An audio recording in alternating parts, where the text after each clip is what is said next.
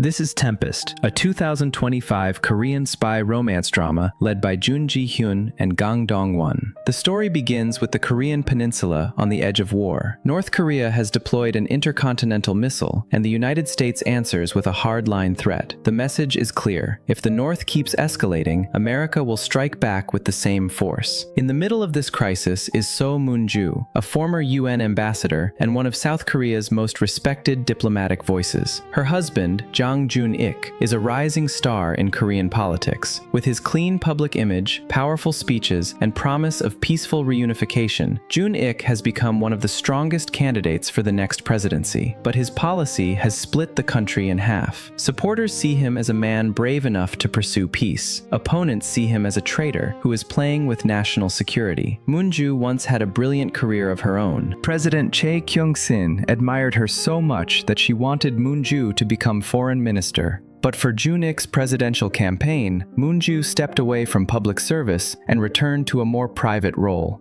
From the outside, Moon-ju and Jun-ik look like the perfect political couple. In private, the marriage is full of cracks. Moon-ju loves freedom. Every morning before sunrise, she goes jogging alone. Jun-ik sees this as a dangerous habit. He believes his enemies will attack the person he loves most, because hurting Moon-ju would destroy his campaign and possibly change the future of the country. Moon-ju feels suffocated. Her husband is not even president yet, but he already acts like a man living behind walls. President Chae also gives Moon-ju a warning. She believes Jun-ik's position on reunification is reckless and dangerous. To Chae, the issue is not a campaign slogan. It is a matter that could decide the fate of an entire nation. She cannot understand why Jun-ik treats it as if good intentions alone can solve everything.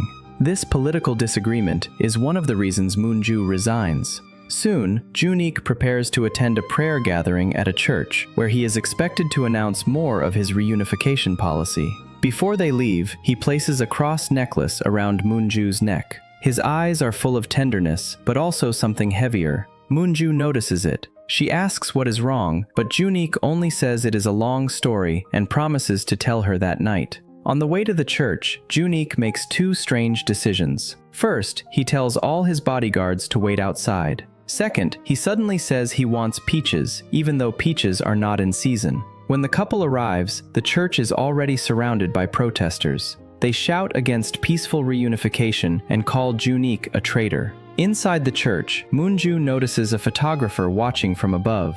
The man is Paik San-ho. At first, he seems like an ordinary cameraman, quietly observing her through his lens. But Jun-ik looks uneasy. He keeps turning around, as if he is waiting for something. During the prayer, a young soldier in camouflage suddenly walks toward Jun-ik. He asks why Jun-ik betrayed them. He says Jun-ik promised there would be no reunification. Then a gunshot tears through the church. Jun-ik is hit in the neck and collapses. Moon-ju rushes toward him, screaming his name, but there is nothing she can do. She tries to calm the shooter down, but his eyes are filled with cold rage. The bodyguards rush in, only to be taken down one by one. As Jun-ik lies dying, he pulls the cross necklace from Moon-ju's neck and uses his final breath to say, "Our peaches." Then he dies in her arms. The shooter is not finished. He turns his weapon toward Moon-ju, ready to send her after her husband. But before he can fire, the photographer from upstairs moves. San-ho is not a photographer at all. He is a highly trained operative. He saves Moon-ju, but even San-ho cannot stop the shooter from swallowing a pill and killing himself before anyone can question him.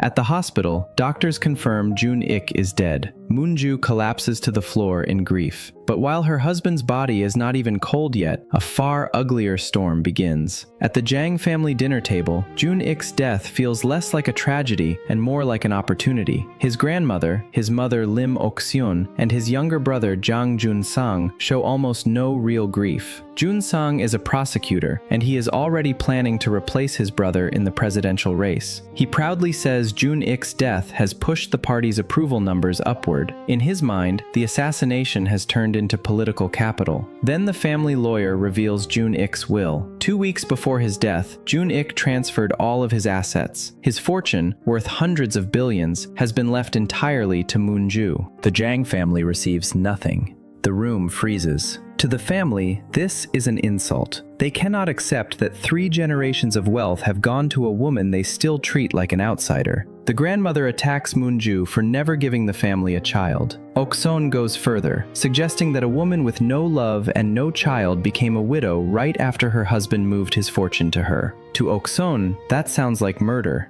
Moonju has had enough. She announces that she will donate all the inheritance and leave Korea. But the family refuses to let her walk away. Junsong approaches her with fake concern and suggests she donate the money to his campaign instead. Moonju rejects him immediately. Meanwhile, the official investigation moves forward. The shooter, Kim Yong-jun, is labeled a lone wolf with extremist beliefs. But Moonju's aide, Yo Mi-ji, finds something strange. The other key witness at the church, the man who saved Moonju, has vanished. The police cannot find any useful records on him. Sanho, the missing man, is somewhere else, carefully repairing Moonju's broken cross necklace. Then he receives a call. A client wants him to protect the widow of a Korean political figure, So Moonju. The name makes Sanho pause. He asks if the client is the same person from before, but the caller denies it. The client also says Moonju does not know she is in danger. Sanho must make her hire him as her bodyguard on her own, and then secretly report her movements back to the client. Sanho has already formed his own impression of Moonju. He sees that she is deeply wounded, yet still controlling her pain and moving through her life with discipline. Maybe that is why he decides to meet her. When he returns the necklace, he also warns her that she is in danger. Almost immediately, he spots someone following her. He takes the man down and leads Moonju through a maze of hidden paths and forest routes that do not appear on any map. Once they are safe, Moonju asks if Sanho heard the shooter's final words. Sanho says the man claimed, "I killed a spy." That confirms Moonju's fear. Her husband was not murdered by a simple fanatic. Someone pushed the shooter toward that church. Sanho agrees. The shooter was not insane. There had to be someone behind him. Then Sanho reveals another clue. Before the attack, the shooter left behind a blank business card with only a phone number on it. The number does not exist, yet when Sanho calls it from a public phone, armed men appear almost immediately. Whoever is behind this has power. Enough power to erase a number from existence, and enough surveillance to track a call within minutes. Another security video makes the mystery even darker. On the day of the assassination, someone secretly met with the shooter. That person was not a stranger. It was Moonju's brother-in-law, Jang Jun-sang. Moonju learns that Junik had become unusually cautious before he died. He increased security and repeatedly mentioned a nickname, Violent Squirrel. Moonju knows exactly who that is. Junsong got that nickname as a child after being bitten by a squirrel and left with a scar. Miji also discovers a group moving the shooter's family away, obviously trying to bury the truth. Moonju warns Miji not to follow them because it could get her killed, but Miji is stubborn and keeps chasing the lead. Moonju confronts Junsong. Instead of denying everything, he says something shocking. He claims Junik was a spy and that he had to cover up the truth for the sake of the family and the country. He even hints that he was helping the Americans clean up a problem. Moonju refuses to believe it. She knows Junik was weak in some ways, but she does not believe he was a spy. To her, Junsong is lying to clear his own road to the presidency. When Moonju refuses to back down, Junsong reveals his leverage. Miji has already been captured and badly hurt. Junsong uses Miji's life to force Moonju to stop digging. With no other choice, Moonju agrees. Desperate, Moonju goes to see Father Yang, one of Junik's close friends, but when she arrives, she finds him lying in blood. Sanho appears again and tells her to leave immediately. The killer arrives almost at the same time. Sanho calmly closes the door so Moonju will not have to see the fight. After a brutal struggle, he subdues the attacker. They search the church and discover Father Yang was running a secret intelligence network. Hidden among his belongings is a file that explains why Junik and the priest were both targeted. 2 months earlier, American satellites caught alarming information. North Korea was allegedly building a massive nuclear submarine capable of carrying 128 nuclear warheads. Hawkish officials in Washington decided to launch a preemptive strike against 40 targets in North Korea. But Anderson Miller, the U.S. Deputy Secretary of State for East Asian Affairs, believed this would become a war that could kill millions. To stop it, he wrote a confidential letter and sent it to Jun Ik, asking him to help prevent the attack. That letter became a death sentence. Moonju understands how serious the situation is. She brings the evidence to the most powerful person in South Korea, President Che, but Che's response chills her. The president says this is no longer diplomacy, it is war. In her view, America and North Korea are like two mad drivers speeding straight at each other, each waiting for the other to turn first. South Korea is trapped in the middle, waving a flag and begging them to stop, but no one is listening. So if South Korea wants to survive, Che believes it must choose the stronger father. That father is America. Then she says June Ik's death has created an opportunity, and she intends to use it by riding America's momentum. Moonju is devastated. Her husband has become a political sacrifice, and the leader of her country is too afraid to stand on her own. So Moonju makes a shocking decision. She will run for president herself. To do that, she needs Okseon's support. Her mother-in-law is not just a grieving mother, she is the chairwoman of a powerful conglomerate, and her money and influence can change the election. Moonju knows Okseon does not truly want Junsang to run. Losing one son is enough. So Moonju offers a deal. If she becomes president, she will return June Ik's inheritance to the family. Okseon accepts. At the same time, Sanho tries to return north to evacuate his grandmother as war approaches. At the border, he sees defectors and smugglers being shot without mercy. The brutality reminds him what war really means. He remembers Father Yang's teachings. He remembers Moonju risking everything to stop a war. Then he makes his choice. He calls his handler and accepts the mission to protect her. Okseon, meanwhile, begins clearing the political road. She visits Chairman Hwang of the Republican Party and asks whether he was happy on the day her son died. Hwang instantly panics. In Korea, offending a powerful conglomerate family is dangerous. Okseon reminds him that her late husband collected dirt on politicians for years. Then she shows him a photo of a young woman who looks very much like him. It is clearly his secret daughter. Hwang has no room to resist. Soon, in front of the cameras, he changes sides with stunning speed and supports Moonju. Moonju also takes down Junsang. She throws evidence in front of him, a deadly hit-and-run from 20 years ago in America, and footage of him abusing his wife. Junsang realizes his mother has chosen Moonju over him. Before leaving, he tells Moonju to send his mother a message. They will meet in hell. He also warns that whenever he returns from a trip, he never comes back empty-handed. With the road cleared, Moonju becomes the presidential candidate.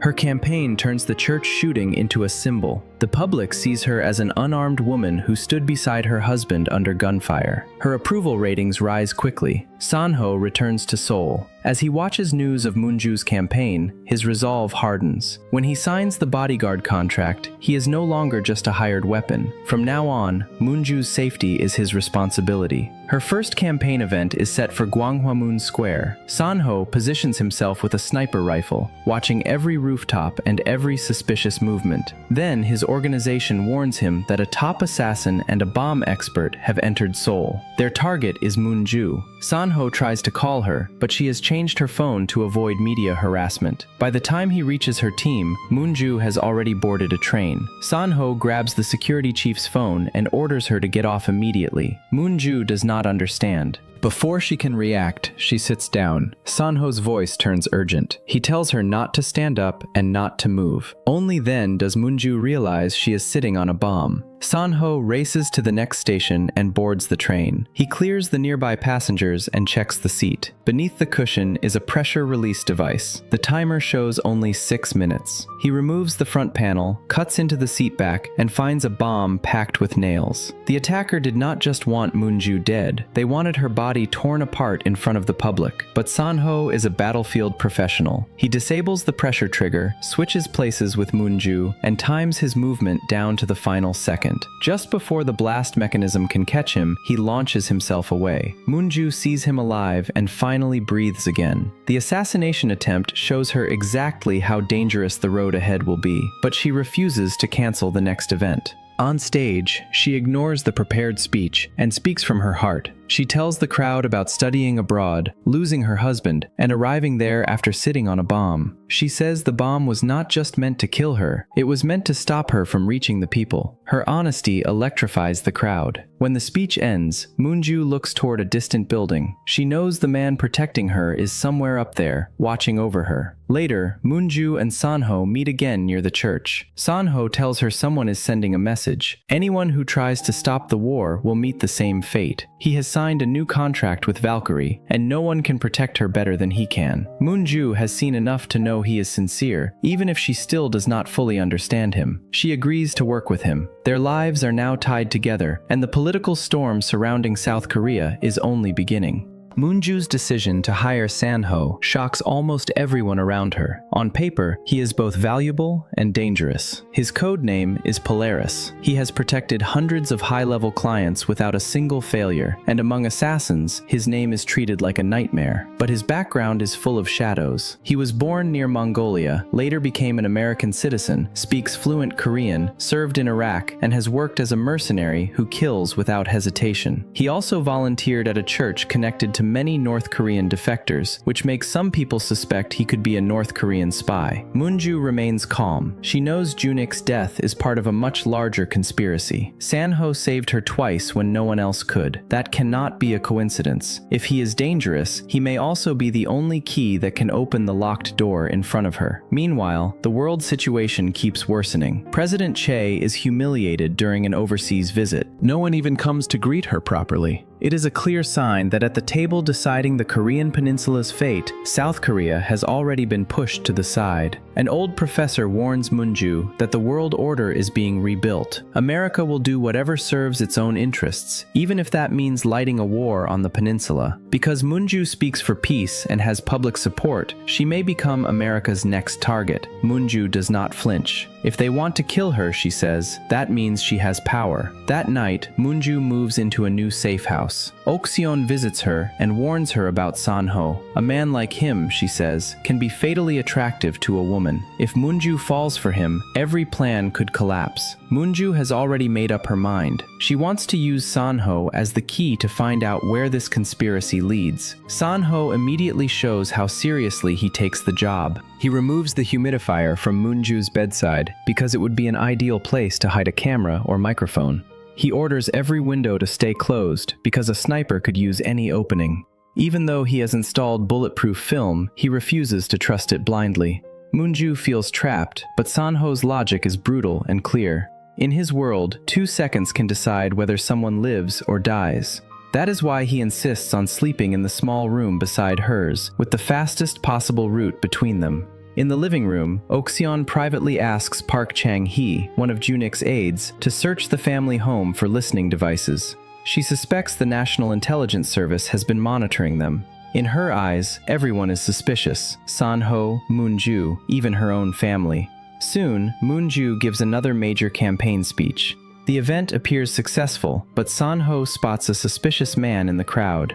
The others do not trust his judgment enough to act immediately. After the rally, Moonju's team relaxes in the car, celebrating the public response. Then, Sanho sees the same man again. The man has a tattoo on his neck and an earpiece, and he looks like he is waiting for a signal. Sanho's instincts scream danger. He orders the driver to turn around, but it is too late. A heavy truck slams into their vehicle from behind and pushes it forward. The tattooed man presses a button on his phone. A tanker ahead explodes, swallowing the convoy in fire. Sanho moves instantly. He grabs the wounded Moonju, pulls her through smoke and chaos, tells her to cover her mouth and nose, shuts off her phone to avoid tracking, and leads her into a dark subway tunnel. With trains roaring past them, Moonju asks how he knew an attack was coming. Sanho explains that the tattoo belonged to a world-class assassin network. Moonju finally understands. She is not just running for president, she is walking deeper into an international war machine. Sanho holds her hands and tells her to keep going. What they just crossed, he says, was only the entrance. After the bombing, distrust inside the campaign grows worse. Chang-hee suspects Sanho because a past explosion was tied to an American defense contractor connected to Valkyrie. He also discovers the safe house belongs to a shell company that appeared at exactly the right time. At the same same time, Sanho confronts his own handler, Ethan. He realizes he is being used as a chess piece and demands to know who hired him. Ethan says people like them do not get to know that. Sanho is done being controlled. He smashes the phone and quits. That night, Moonju wakes from a nightmare. She keeps hearing the accusation that Junik was a spy. She opens a window because she feels like she cannot breathe. Sanho appears and quietly closes it. For the first time, they meet outside the clear lines of work. Moonju admits she is afraid. To help her breathe again, Sanho takes her running. As they run, Moonju asks if the safe house was arranged by him. Sanho admits it was. He wanted the best possible place to protect her. Then he asks why she keeps him close when she knows he is suspicious. Moonju drops the hard mask for a moment. If someone wants to kill her, she would rather they face her directly instead of striking from behind. Only then can she learn who they are and why they want her dead. Sanho says that if he were really the killer, he would be terribly inefficient, considering how many times he has saved her. Moonju agrees, but tells him she will never trust him, no matter how many times he saves her. Sanho says he does not mind. Then Moonju asks if he would take a bullet for her. Sanho says any professionally trained bodyguard would do the same. The words are cold, but the feeling beneath them is not. Moonju removes her cross necklace and places it around Sanho's neck. It is a quiet gesture, but it changes the space between them. Their trust is no longer only professional.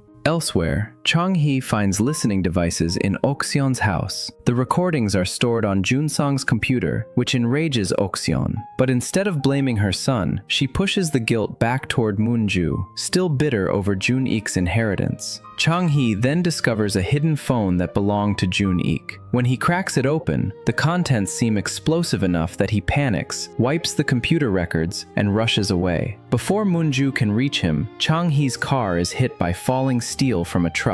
His vehicle flips violently. At the hospital, Chang-hee barely holds on. With his last strength, he tells Moonju that Jun-ik may really have been a spy. The mystery grows darker. Sanho takes Jun-ik's phone, but the data has been erased. Then Moonju receives a message with an address and a photo of a cross necklace identical to the one Jun-ik gave her. Moonju goes to the address and discovers a devastating truth. Her murdered husband had another woman. Her name is Kang Han-na, and she has a 9-year-old son with Junik. Han-na attacks Moonju emotionally, blaming her for everything. She says her son watched his father get killed and is still receiving psychological treatment. She mocks Moonju's nationally admired grief as a beautiful performance. She wants her son to receive what belongs to him. Worse, Han-na says Oxion supports her. Moonju tries to protect Junik's public name. She offers generous compensation if Han-na keeps the matter quiet, but Han-na is not satisfied. She pulls out another matching cross necklace and reveals she designed it herself. Every sweet thing Junik ever said about the necklace turns into a lie. Han-na says Moonju may not see her as a threat, but she will make Moonju cry. Moonju leaves in silence, destroyed. She confronts Oxion, asking how long the older woman has been manipulating her. Oxion admits she already knew about Han-na and the child. She claims she paid Hannah off and had everything under control. In Oxion's mind, this scandal is actually an opportunity for Moonju to step out of Junik's shadow and run as her own person. Moonju is furious. She tears up their agreement and says she wants only one thing from the house, her jewelry box. But the box does not contain jewelry. It contains the evidence Moonju has collected for years against Oxion: tax evasion, false accounting, and financial crimes. It is Moonju's real weapon, powerful enough to destroy the family. When the grandmother mentions wanting to see Junik's grandson, Moonju calls her lawyer and starts the process of donating the inheritance. She asks whether the grandmother promised Hannah a share once the money returned to the family. The grandmother slaps her. Moonju takes the blow and exhales, almost relieved. That slap finally cuts the last thread tying her to the Jang family. Afterward, Moonju asks Sanho if he knows a place where she does not have to see or hear anyone. In the empty darkness, she finally cries. Sanho does not step in or try to comfort her her with empty words. He simply stands behind her and stays. Moonju asks to learn how to shoot. Sanho teaches her. With each shot, the diplomat begins to turn into a fighter. The recoil hits her shoulder, but her eyes do not shake. Sanho adjusts her posture and supports her calmly, and in that silence, he begins to understand the weight she is carrying. Then, a new crisis begins. Moonju's mentor, Dr. Lim, publicly warns that the United States is preparing to strike North Korea. Because he is a peace advocate, his warning is dismissed as madness, and he is accused of being a spy. Afterward, he is beaten nearly to death. When Moonju and Sanho reach him, Dr. Lim tells them what he knows. The United States is moving toward war because of intelligence claiming North Korea has a nuclear submarine capable of destroying the American mainland. But the entire claim may have been manufactured by a mysterious arms dealer named Stella Young. Even worse, the US has secretly begun evacuations. That means the strike could begin within 12 hours. Miji then cracks more of Junik's phone and confirms Dr. Lim's warning. Junik had discovered that the submarine story might be a lie created by arms dealers to trigger war. This is no longer only about Junik's death. It is about whether the peninsula survives. Moonju holds an emergency press event. She warns the public that a war may begin before sunrise and that the United States may attack North Korea within 24 hours. She connects live with Anderson Miller and forces him to speak in front of the world. Anderson reveals that the supposed nuclear submarine was not proven. The only evidence came from 3 North Korean defectors. 2 were killed, and the third has now admitted on video that he never saw the submarine. His testimony was coached. The room erupts. The conspiracy has been exposed, and the people behind it respond immediately. A sniper aims at Moonju from far away. Fireworks are the signal. The moment the sky lights up, the sniper fires. Sanho tackles Moonju just in time. They escape the chaos and jump onto a speedboat. Sanho keeps his body around hers, making it impossible for the sniper to get a clean shot. A bullet only grazes Moonju's arm. Once they are safe, Sanho stitches her wound himself, without anesthesia. Moonju bites down on gauze and endures the pain without crying out. Only after he finishes does she notice Sanho is also hurt. But he is focused on the assassin, not himself. His protectiveness is harsh, almost possessive, and Moonju cannot ignore the feeling behind it. They hide in a remote safe house. Sanho washes Moonju's hair because she cannot move comfortably. In the middle of what feels like the end of the world, the simple touch becomes strangely intimate. That night, they sit by a fire. Moonju asks what Sanho would do if war really began. After a pause, he says that if a nuclear bomb were coming, he would want to be with the person he loves. Moonju looks at the man who has risked his life for her again and again, and she finally lets herself feel it. Sanho kisses her, and for a moment, all the fear and uncertainty melts into that one confession without words. Then the national emergency alarm sounds. War is coming. The next day, an American reconnaissance plane is shot down by North Korea. The leaked information throws the US Congress into chaos, but hardliners still push toward war. Washington pressures President Che to handle Moonju. Che gives a calm press conference, asking citizens to return to normal life. But Moonju reads the president's expression and knows the danger is not over. Chairman Huang tells Che he has prepared for Moonju for a long time. Meanwhile, Miji reports that Chang-hee has regained consciousness. Chang-hee had found footage on Junik's phone showing Junik attending a North Korean founding event and receiving a high-level North Korean decoration. When Chang-hee replied to a message on the phone, the sender demanded a meeting.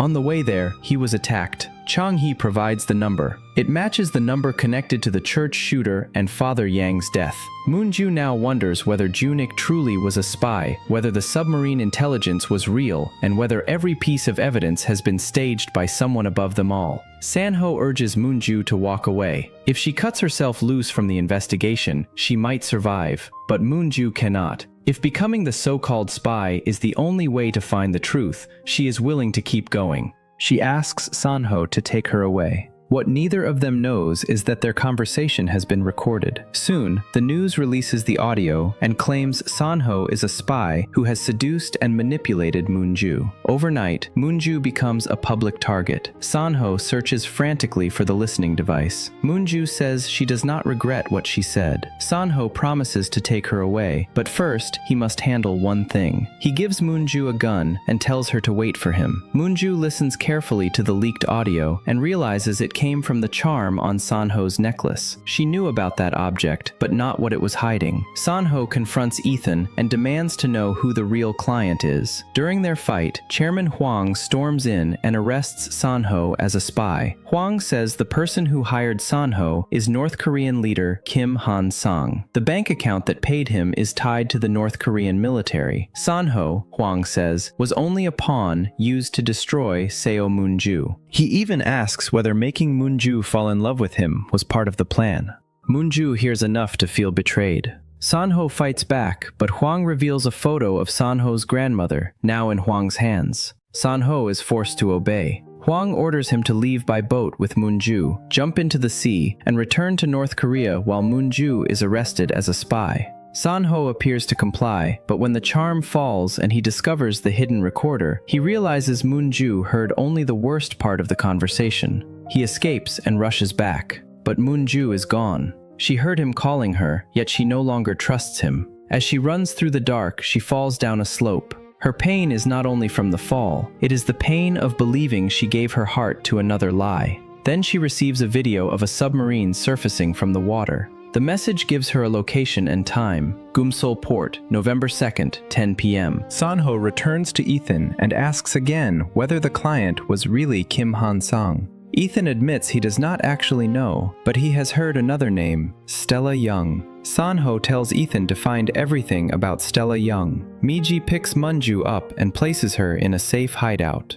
Moonju contacts Anderson and sends him the submarine video. Anderson confirms the footage is real. There truly is a nuclear submarine hidden somewhere. Someone tricked him into spreading the idea that the submarine was fake, possibly to protect the real one from being attacked. Moonju goes to Gumseol Port with Chang-hee to scout the location, but there she unexpectedly meets Sanho. She asks why he did this to her and whether all of it was his plan. Sanho gives only one honest answer. He was afraid she would die. He needs her. He wanted to leave with her. Moonju points a gun at him. She says if he follows her, she will shoot. She trusted him when she was at her weakest. She will never be that weak again. As she leaves, she finds that Sanho has slipped a phone into her pocket. Then, an Argentine lawyer named Kim Jose contacts Moonju. 5 years earlier, Junik asked him to create 4 shell companies to buy real estate in Argentina. The assets are worth 2 trillion won. The lawyer believes Junik may have been killed not only for politics, but also for inheritance. Someone has been pretending Junik is still alive and contacting him as Junik's agent. The name of that agent is Stella Young. At the same time, Kang Han-na goes public. She admits she was Junik's mistress and has his child. She claims Junik loved her most and accuses Moonju of causing his death. The move appears to be arranged by Okseon. When Han-na returns home, Sanho is waiting. He says he is looking for Stella Young, but Han-na is not the Stella Young he needs. The data shows Han-na once worked as a CIA contractor, but during one key arms parts contract, she was in Korea. That means there are 2 Stella Youngs. Hana tries to take poison, but Sanho stops her. He promises to protect her and her son if she tells him who the other Stella Young is. Meanwhile, Chang-hee confesses to Moonju that he installed spyware on her phone under Okseon's orders, allowing Okseon to monitor her remotely. Dr. Lim is released after being detained by the CIA. Moonju visits him and says she is leaving Korea. She asks him to come with her. Dr. Lim refuses, saying he is too old, but he keeps asking when she will leave and how. Moonju asks him to sign one of his books. When he turns around, she is pointing a gun at him. She has realized the truth. Dr. Lim was one of the people who set everything in motion. He was the first to see Anderson's data for Junik, and he knew Father Yang. His real connection is to the CIA. Dr. Lim wanted to trigger war in order to reshape South Korea. He framed Junik as a spy, and he planned to frame Moonju the same way. Because Moonju's father had been accused of being a spy, the label would stain everyone on the peace side.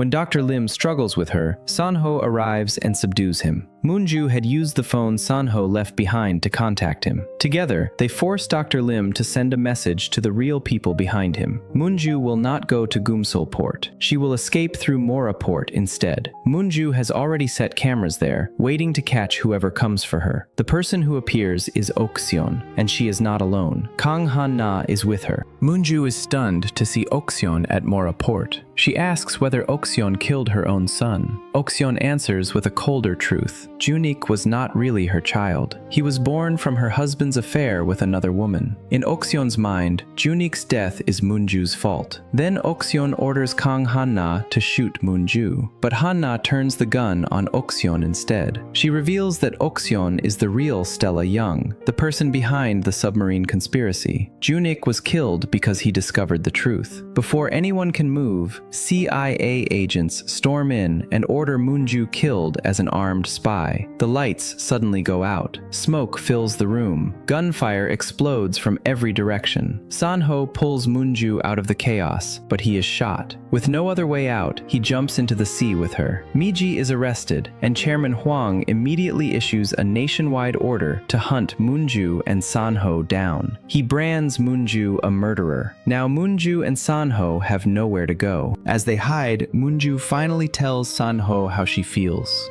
That night, she says, her heart hurt. If they survive this, she is willing to leave everything and run away with him. Sanho tells her she must keep walking forward. He then reveals why she matters to him. Years ago, when he was a mercenary in Iraq, he saw Moonju speak. Her words were like light in a place where he had none. Before, he protected people for money. From now on, he wants to protect her because it is his choice. Then Moonju remembers Junik's final words about peaches. Peaches were not random. They were connected to the child Moonju and Junik lost. Moonju and Sanho go to a temple where the child's ashes are kept, a place only Moonju and Junik knew about. Inside the urn, Moonju finds a letter and a flash drive left by Junik. In the letter, Junik admits he has a 7-year-old child with another woman. He says he is afraid and does not know whether he can live without Moonju. But he also says he planned to resign, withdraw from the election, expose his mother's secrets, and stop the war caused by the nuclear submarine. The flash drive contains all of Oxeon's hidden crimes. If Junik died, he wanted Moonju to use it to protect herself. He warns that his mother is far more dangerous than Moonju can imagine. Moonju burns the letter, keeping its pain private, and goes to Father Yang's underground church network. Kang Han-na and her son Un-sung are hiding there too. Meanwhile, Dr. Lim is poisoned in prison. The poison is the same type used by the soldier who killed Junik. Chairman Huang points suspicion toward Junsong because Junsong was the first to accuse his brother of being a spy. But Huang also begins to suspect Oxeon. After her husband died, she controlled the company, and she may have been the one communicating with North Korea. Huang tells Oxeon and Junsong that the line between spy and patriot is thin. He is preparing an independent operation to eliminate Kim Han-sang and take control of the war away from America. For that, he wants Oxeon's help. Oxeon asks whether Huang plans to sacrifice himself or sacrifice Moonju as the spark for war. Then she makes her own offer. If Huang brings Moonju to her, she will help him behead Kim Han-sang. On the way back, Junsong asks his mother whether she made the call that led to Junik's death. He asks if she killed her own son. Oxeon answers that she only has one son. The meaning is clear. To her, Junsong is her real child. Junik was never fully hers. Moonju's team studies the flash drive and finds large money transfers between Odisha and North Korea through hidden bank accounts. It looks as if North Korea sold something to Odisha. They begin to suspect that the US Secretary of Defense secretly transferred weapons technology to North Korea. North Korea built the submarine, and then the weapon was sold to one of America's enemies. The middleman is Oxeon, under the name Stella Young. Then Miji is released from questioning, only to be hit by a car while Chang-hee comes to pick her up. By the time Chang-hee checks on her, she is badly injured. Moonju calls Oxeon and asks what she has done to Miji. Oxeon sends a video showing Miji in critical condition. Her organs are damaged and she needs immediate surgery. Oxeon demands that Moonju bring Un-sung. If Moonju is late, Miji will lose a leg. Moonju tells Han-na to take Un-sung and leave, but Han-na points to a more urgent crisis. On television, the King of Odisha has declared war on the United States and demanded American forces leave his country. Hanna says the nuclear submarine will be delivered within 24 hours. To stop the war, Moonju calls Anderson and tells him to block the financial transaction. If the money does not arrive, Kim Han-sung will not hand over the submarine. Moonju and Sanho split up. Moonju goes to Okseon to stop her from hurting Miji. Sanho goes to President Che with the submarine information. Okseon is preparing to leave by helicopter when Moonju arrives without Unsong. Furious, Okseon calls a doctor and orders him to amputate Miji's leg. Moonju stops her by handing over documents in which Hanna and Unsong give up their inheritance claims. Moonju also offers herself. She says Okseon can do whatever she wants with her. Moonju can confess to killing her husband, and she can hand over Junik's secret assets hidden around the world. Miji is saved, but Okseon has Moonju beaten badly. Then she tells Junsong that the power he has always wanted will arrive tonight, and anyone who stands in the way will die. Moonju asks when Okseon began using the name Stella Young. Okseon does not hide it anymore. Years ago, when her husband fled to America after a bribery scandal, she survived through social skills, corruption, and information. The CIA recruited her to report on Korean politicians and collect their weaknesses. Later, she helped American defense contractors sell weapons to the Korean government. The nuclear submarine became her ultimate project. Using power granted by the Americans and privileged access to North Korea, she built factories there, developed technology, and sold weapons to countries sanctioned by the United States. Her power came from one simple fact: no one knew who she truly was. At the same time, Sanho takes Chairman Hwang hostage in order to get 1 minute face-to-face with President Che. Hwang tries to stop him, but Che grants the minute. Sanho only mentions the year 2007 and a French novelist the president once admired. Che remembers the hidden meaning. That year, she, Moonju, and the novelist were connected to a moment when 4 countries almost formed a united front against North Korea. She understands what Sanho is telling her, even though she pretends in public that she has no time for meaningless talk. Sanho is arrested. Hwang then tells him that his grandmother has died. The news breaks Sanho. Later, President Che meets Sanho privately. He tells her the truth and urges her to stop the war. Soon after, Hwang is taken away by prosecutors. Meanwhile, Okseon reveals the submarine controller. She says the King of Odisha is too much of a coward to launch the missiles himself. Nuclear weapons have existed for 80 years, she says, but have only been used once. She wants to commit a historic crime and leave no trace. President Che informs the Americans about the submarine. Anderson, who is working to block the money transfers, is found by U.S. officials. He persuades them to freeze the transaction accounts. Okseon's past also becomes public. As a child, she grew up alone near an American military base, almost like a stray. When she was 9, her mother left with an American soldier. She survived by shining shoes and doing small jobs. She used to throw stones at tanks. As she grew older, the stones grew bigger. Now they have become missiles. Just as Okseon is preparing for the launch, Junsong appears with a warrant for her arrest. He had only pretended to obey his mother. In reality, he had been investigating and recording her. On the day Junik died, Junsong heard her crying through his surveillance. That was when he realized she did not kill Junik for him. Okseon orders her people to eliminate Junsong, but armed forces attack the ship they are on. Junsong and Moonju escape together. During the chaos, Junsong is shot in the leg. He gives Moonju a key card and tells her to go ahead. Moonju hides, gun in hand, but when reinforcements arrive, the person she sees is Sanho. Together, they use the key card to enter the control room and contact the buyers. When they explain that Okseon has the submarine controller, the buyer warns them that she may have installed a dead man's switch. Okseon tries to escape by helicopter. When she realizes she cannot get away, she starts the nuclear launch procedure. Sanho stops her before she can press the final button, but Okseon has one last weapon. She points the gun at herself. If she dies, the automatic launch system in the control room will activate within 10 minutes. Then she shoots herself and falls into the sea. Moonju and Sanho rush back to the control room with almost no time left. They contact the King of Odisha and obtain the shutdown code. Sanho enters the numbers and the countdown stops. For 1 second, it seems the nightmare is over. Then another danger appears. Okseon had planted a pressure bomb in the control room. It was activated when they entered. If Sanho leaves, it it explodes immediately. If he stays, it explodes in 10 minutes. Sanho locks Moonju out and tells her he will disarm it. He orders her to evacuate everyone on the ship.